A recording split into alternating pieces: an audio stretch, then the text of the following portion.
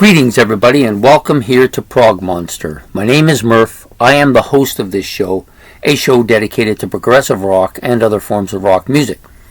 So we're back today with the Sunday night show we normally do called Ben's Album Challenge, which alternates with the Great Album Challenge.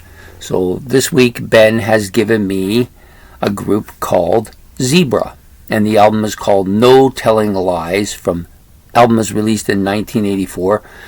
This, I believe, is a group of three musicians, hard rock musicians. So the album, I've listened to the entire album now, and it basically ranges on this kind of melodic, more subdued tracks to much faster paced stuff that's heavier as well.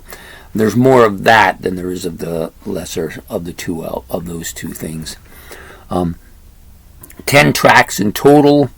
I gave every track on this album a 6 or better, except for one track, which was more of a ballad, so I didn't care as much for it. So anyways, we've got 10 tracks. I'm just going to review them individually and talk about the album and what I like and don't like.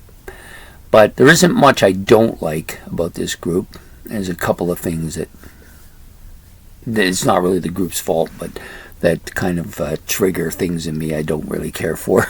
But other than that, it's overall, I think they're a pretty solid band. Okay, so the first song is called Wait Until the Summer's Gone. So this song is pretty heavy riffing, lots of heavy guitar and drum parts on this particular track. The guy's voice is a falsetto voice, very high end. Like very high range, among the highest I've heard for a falsetto even. Hard rock, and that's definitely got that 80s kind of feel, but not as much of a hair band type of feel as you might think based on what I just told you. So it's a little bit more, I guess it would be more Triumph oriented, maybe you might want to think of it that way. The next track out is I Don't Like It. This was one of my two favorite tracks on the album. Very heavy, catchy riffs, and again, that 80 vocal sound at the high end range, but really well done, real catchy.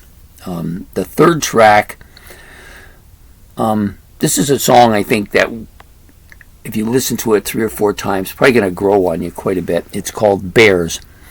More toned down vocally, and has a bit of an acoustic, it's an acoustic guitar opening, and the vocals are more medium range. But then you have the song gets heavier and the vocals jump up quite a bit more to the falsetto range as we go along, and the solo was very tastefully done and appropriate to the song.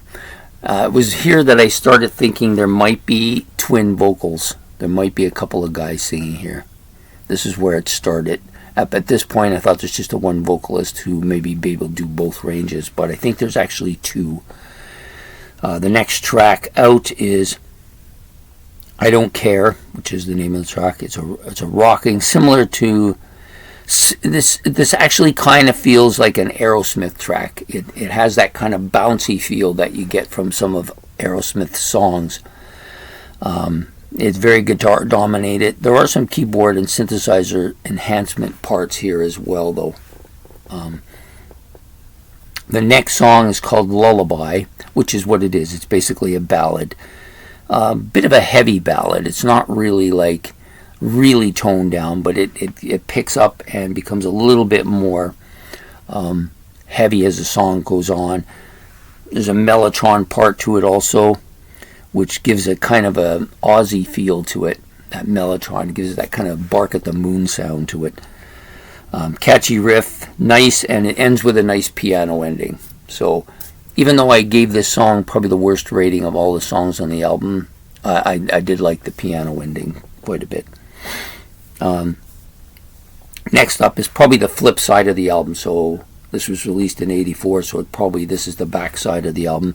I think the back side is better than the front side, even though there's not really a great deal of difference. I wouldn't say the difference is like this. It's more like a little bit. It's not a great deal. So we start with the track No Telling Lies, which of course is the title track of this album. Another high-pitched vocal, and this is actually where I kind of go off the rails slightly. It gives me that GNR feel, which really doesn't sit well with me. However, the track itself is not that bad of a track. The heaviness is subdued with the kind of a catchy riff to it. It gives, to me, it almost gives this song a kind of a menacing feel to it. Like it's like wants to get in your face. This I don't know how to describe it any more than that. Then you have the next track up, Taking a Stance, more fast-paced track with a more complex vocal twin part. So they're both singing here, and this is where I'm thinking, this is where I knew for sure that there was more than one vocalist here. So you got one guy who's more of a medium range vocal sound to his voice, and then the other guy is very high end range. I guess this might be attributed to maybe them being a power trio and maybe formed in that image of Triumph. Maybe. I'm not sure. But I don't think the high-end vocalist sounds anything like Rick Emmett, nor do I think the low-end guy sounds anything like Gil Moore. It's just that they have that similar range that you would find in a Triumph band. The guitar is dominant and riffing here, and actually does a kind of a shredding guitar solo, which is, I think, the only one of this style on the album, but it's pretty good. It's not bad. But No More, that's the next track. Another vocals are dominated more by that medium range vocal part. It's melodic. The guitar parts are more melodic, as are the drum parts. It's more of a boom, and it's just a really slower pace to the song. But there is a bit of a high-end vocal part in the album, in the song, which to me sounds very reminiscent of Axl Rhodes, and I'm not going to say any more about that. Okay. The 9th track, Little Things, very fast-paced, very catchy, more of the mainstream vocal sound that you get from the lower-end guy. And then the last track, which I think, at first I thought that maybe I Don't Like It was going to be my favorite track, but I think this song, Drive Me Crazy, is probably my favorite track on the album. It's another fast-paced riff. Kind of has that swagger and that bouncy feeling that you get from Aerosmith here as well. I think it's really well done too. It's a really excellent, catchy track. So if I had to pick between the two, I would probably go with this song as my favorite on the album. So there you have it. That's Zebra's No Telling Lies from 1984. Overall, I find it to be a good, solid rocking album with some different influences from different people. The vocals are like, basically you got a couple guys. I think the high-end guy sings a little bit more than the other guy.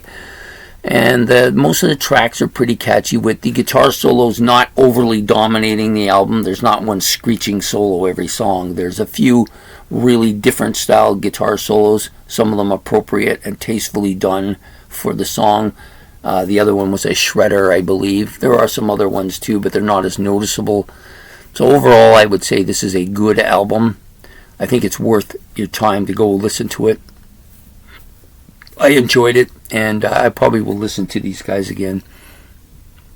So there you have it.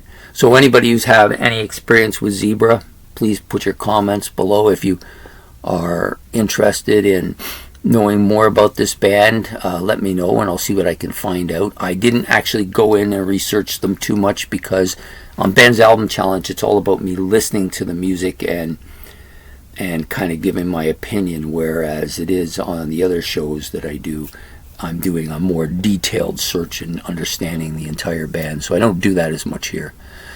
But I hope you did like the video. If you did, please hit the like button. The more likes I get, the more I know that this is something I should maybe pursue a little bit more.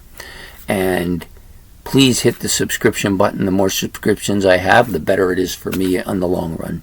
So I hope to see you back here next Sunday, when we'll be doing the Great Album Challenge Ben has chosen another year. I believe it's 1972 for this one. This is going to be a tough year. He's included a ton of stuff that's going to be difficult to separate by a hair.